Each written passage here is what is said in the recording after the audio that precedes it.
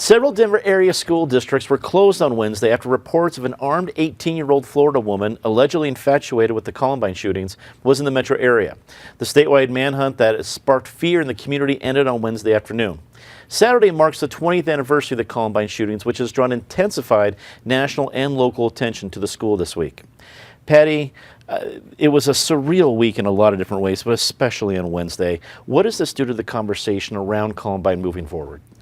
Well, it's not just the question about Columbine, although there are things to talk about with that, but just these threats of school shooting. We still don't know enough about what this girl had really said and done. We don't know if she was really threatening people at Columbine or just they knew she'd gotten on an airplane, was a very disturbed girl and had a gun.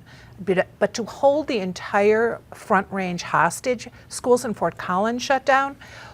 Why, and I thought this is bizarre enough that I am thinking, why don't we call out the National Guard? If we can call out the National Guard for the bomb cyclone, can we not call it out and let kids go to school? If one really disturbed girl from Florida can hold the entire Front Range hostage, shut down 1,000 schools, what are we doing? What lessons have we learned from Columbine? I don't think we're keeping kids safer by doing that. So we are still waiting to learn a lot about this. David, I'm sure, will also weigh in on the gun issue, which is she couldn't have bought a gun in Florida because of laws that were changed after the Parkland shooting. And the fact that 20 years after Columbine, we are tallying up more and more tragic school shootings that haven't been averted is a really sad, sad statement because what lessons have we learned? David, some took the occasion of what happened on Wednesday to talk about having, whether it's armed guards or furthering the discussion at schools and what that would take. I know you've done work talking about that when it comes to training teachers or other professionals at a school.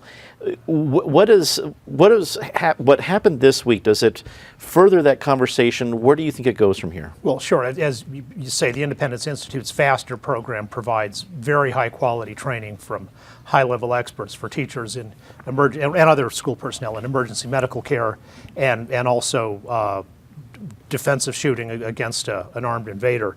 And as Laura Carno, who runs the program, says, schools should be prepared every day for the possibility that there's someone out there who intends harm to the children there. And most attacks don't have this kind of advance warning. One of the things that's really changed a lot since Columbine for the better is that more people are proactive about speaking up. When they see something, they say something.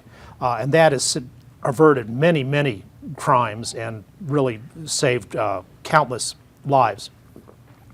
We don't talk about the anniversaries of the school shootings in Pearl, Mississippi, or at Sullivan Central High School in Tennessee, because those were stopped by armed intervention. In one case by a vice principal, in another case by an armed law enforcement officer at the school. And if we think about copying Florida's post-Parkland laws, that's a key thing that they did, is beefing up both the civilian and the professional law enforcement armed presence at schools. Eric, I was intrigued by the media reaction, not only to Wednesday, but also to the Columbine anniversary as a whole. I think Fox, I think other networks locally have decided not to show footage from 20 years ago. I applaud those efforts, but it seemed, I guess, old. It seemed like it took a long time to get to that point at the 20th anniversary, and I'm not damning them. I appreciate the point they're making, but what do you take from the different reactions around the anniversary and what happened this week? The whole thing is so difficult, so disturbing. My main personal takeaway on Wednesday was I'm very glad my kids are grown at this point. I don't envy my friend Natasha here, how old's Oliver, 6, or with a 6-year-old, where you have to get up that morning and explain in language a 6-year-old can grasp why he's not going to school that day. It is a different world we are living in. On the one hand, there's a part of me, a rational part of me, that thinks maybe we are in just a cycle of incredible overreaction, and I don't want to be at all cavalier about this, but the odds of any child being harmed in a school shooting are still, even with all the plethora out there, approximately the same as being struck by lightning.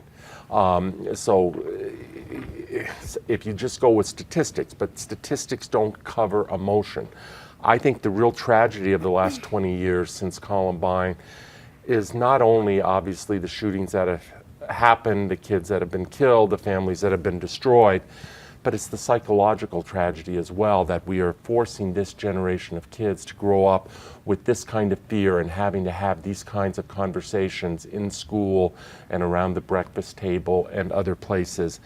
I don't know what the answer to it is, but it is a scar on this era and this country at the moment. Natasha, 5280 dedicated an entire issue to Columbine and what we have learned as a society and as a community. What's been the reaction to the issue? Well, I think that it is still such a topical issue. I mean, as you mentioned, other media outlets are doing coverage as well. In this community, the word Columbine has so much resonance for people in different ways, and it's obviously still important. I think one of the things for me that's truly we'll be talking about gun control, we will be talking about school safety, we will be talking about these issues again and again and again. The circumstances have changed, but the topics will remain. But to change the narrative just slightly, whenever something happens like what happened this week, I'm reminded by the silent contract that we have with each other to create the society that we have. You know, it might be as simple as let's all abide by the traffic signals so we can get to and from work safely. But it's just all the implicit ways that we make agreements with each other to live in a social world. And yeah, some of that went wrong this week, but a whole lot of it went well. Now, I wouldn't have wanted to be in the room making the decision about closing schools. I applaud the law enforcement efforts to find as speedy of a result to the situation as they could. But I also want to commend just the community as a whole. You know, you saw employers making compensation for employees. You need to bring your kid to work today, bring them. You need to work from home today, bring them. Neighbors reaching out, doing play dates, things throughout our world that even though there was this one thing going extraordinarily wrong, people were making good decisions about how they want to live in their world. So just, I want to take that moment to applaud the people who are able to do that. It's an appropriate spotlight. It's, as usual, the good news parts of that doesn't usually get the headlines. Well said, Natasha.